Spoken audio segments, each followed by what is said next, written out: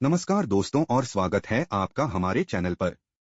राजस्थान ये सिर्फ एक नाम नहीं बल्कि भारत का वो गौरवशाली मस्तक है जहां की मिट्टी में शौर्य और हवाओं में सम्मान घुला है। ये वो धरती है जिसके पन्ने वीरों के बलिदान से लिखे गए हैं और जिसके रेगिस्तान के सन्नाटे को भी यहाँ के त्योहारों के रंग जीवंत कर देते हैं। लेकिन राजस्थान की सबसे बड़ी पहचान है यहाँ की अनूठी आस्था। एक ऐसी आस्था जिसके रंग दुनिया के हर रंग से निराले हैं। कहीं बाइक की पूजा होती है तो कहीं आत्माओं से बातें की जाती हैं। लेकिन क्या आपने कभी सुना है कि इसी भूमि पर एक मंदिर ऐसा भी है जहां हजारों चूहों को भगवान का दर्जा दिया जाता है? चौंक गए ना? यकीन करना मुश्किल है, लेकिन यही तो है अतुल्य भारत की पहचान। हम खड़े हैं बीकानेर के पास देशनोक में श्री करणी माता मंदिर के सामने, जिसे दुनिया चूहों वाले मंदिर के नाम से जानती है। आज हम दरवाजा खोलेंगे इस मंदिर से जुड़े रहस्यों का, जानेंगे यहाँ की अनोखी परंपराओं को और सुनेंगे वो कहानी जो इस स्थान को इतना पवित्र बनाती है। तो चलिए हमारे साथ इस अविश्वसनीय यात्रा पर।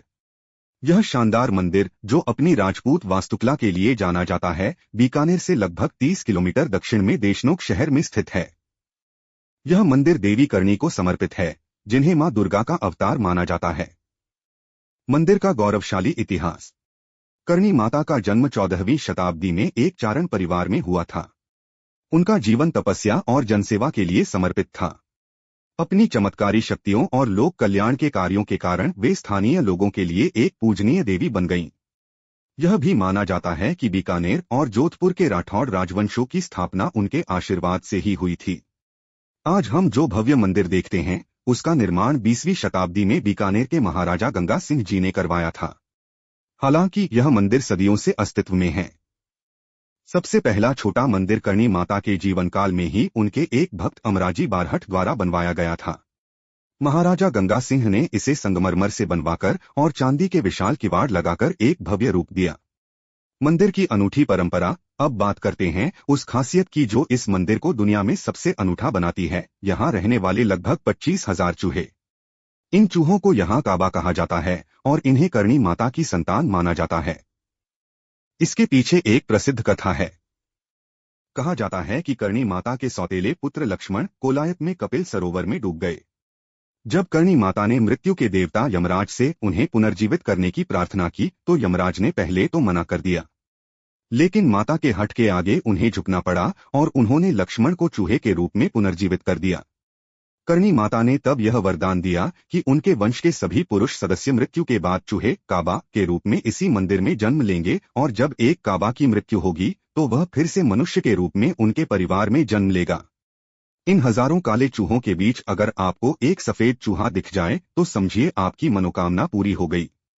सफेद काबा को स्वयं करणी माता और उनके 4 पुत्रों का प्रतीक माना जाता है और इसके दर्शन अत्यंत शुभ माने जाते हैं। यहाँ चूहों को इतना पवित्र माना जाता है कि भक्त उन्हें अपने हाथों से प्रसाद खिलाते हैं और उनका जूठा किया हुआ प्रसाद ग्रहण करने में कोई संकोच नहीं करते। मंदिर में चलते समय भक्तों को अपने पैर घसीटकर चलने की सलाह दी जाती है ताकि गलती से भी कोई काबा उनके पैर के नीचे न आ जाए।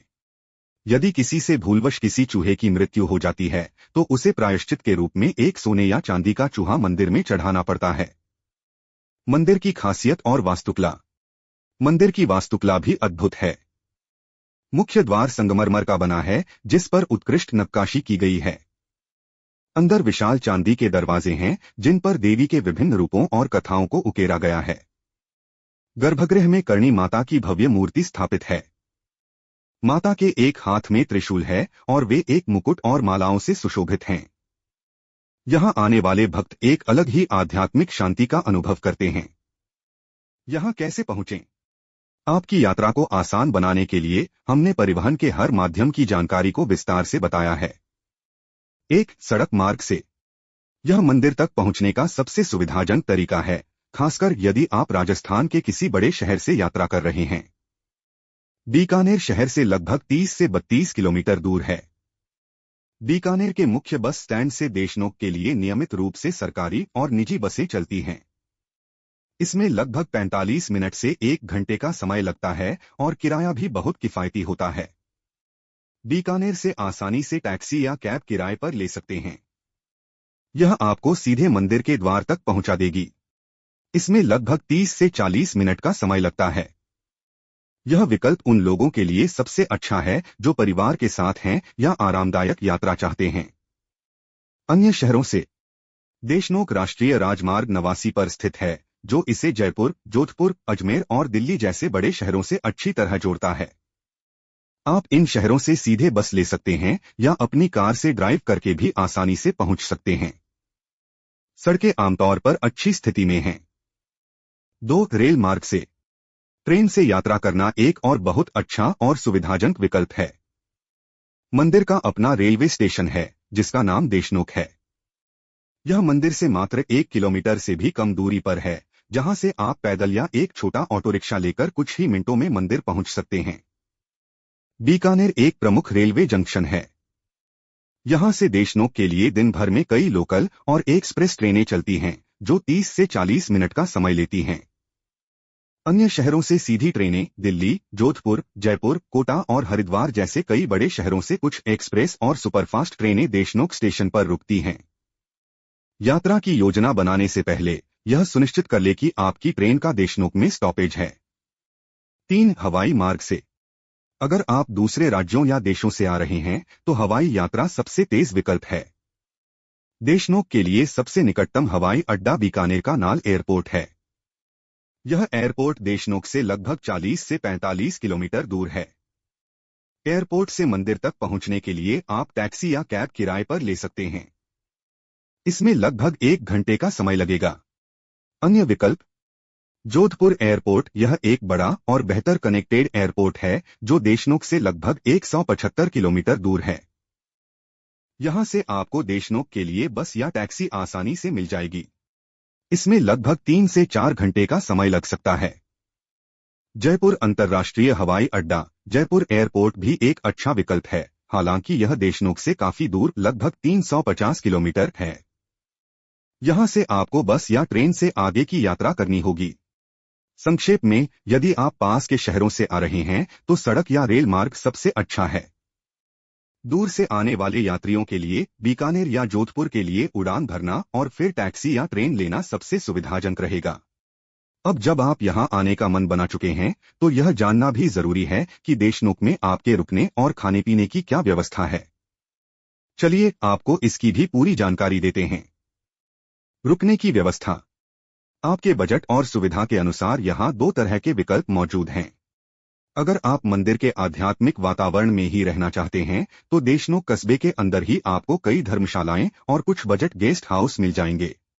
ये काफी किफायती होते हैं और यहां आपको बुनियादी सुविधाएं मिलती हैं। यह विकल्प उन भक्तों और यात्रियों के लिए उत्तम है जो कम खर्च में यात्रा करना चाहते हैं।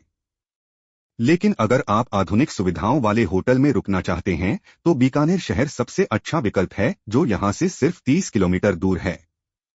बीकानेर एक प्रमुख पर्यटन केंद्र है, इसलिए यहां आपको हर बजट के होटल मिल जाएंगे, साधारण बजट होटल से लेकर माध्यम रेंज के होटल और बड़े-बड़े हेरिटेज होटल और महलों तक, जहां आप शाही अंदाज में रुकने का अनुभव ले सकते हैं।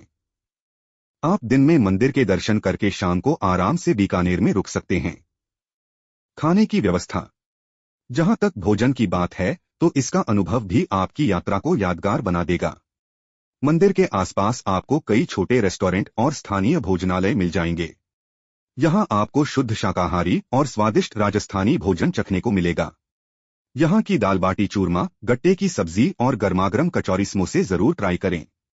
और अगर आप खाने पीने के असली शौकीन हैं तो बीकानेर आपके लिए किसी जन्नत से कम नहीं है। यहाँ के बड़े रेस्टोरेंट्स में आपको राजस्थानी के साथ साथ हर तरह का खाना मिलेगा। और हाँ, बीकानेर आएं तो यहाँ की विश्व प्रसिद्ध बीकानेरी भुजिया, रसगुल्ले और घेवर जैसी मिठाइयों का स्वाद लेना तो बनता ही है। यह आप अपने साथ घर भी ले जा सकते हैं। करणी माता का यह मंदिर सिर्फ एक धार्मिक स्थल नहीं है, बल्कि यह आस्था, विश्वास और इंसान और जीव जंतुओं के बीच के अनोखे रिश्ते का एक जीवंत प्रमाण है। यहां आकर आप न केवल देवी का आशीर्वाद प्राप्त करते हैं, बल्कि एक ऐसे रहस्य से भी रूबरू होते हैं जो आपको सोचने पर मजबूर कर देता है। तो यह थी हमारी यात्रा श्री करणी माता मंदिर देशनोक की। हमें उम्मीद है कि आपको यह वीडियो पसंद आया होगा। अगर आप यहां आ चुके हैं तो अपने अनुभव हमारे साथ कमेंट्स में जरूर साझा करें। इस वीडियो को लाइक करें अपने दोस्तों और परिवार के साथ शेयर करें और ऐसे ही और भी रोचक यात्राओं के लिए हमारे चैनल को सब्सक्राइब करना न भूलें। बेल आइकॉन को भी जरूर दबाएं ताकि आपको हमारी आने वाली हर वीडियो की जानकारी सबसे पहले मिले। अगली बार फिर मिलेंगे एक नई मंजिल पर एक नई कहानी के साथ। तब तक के लिए जय करणी माता की। धन्यवाद।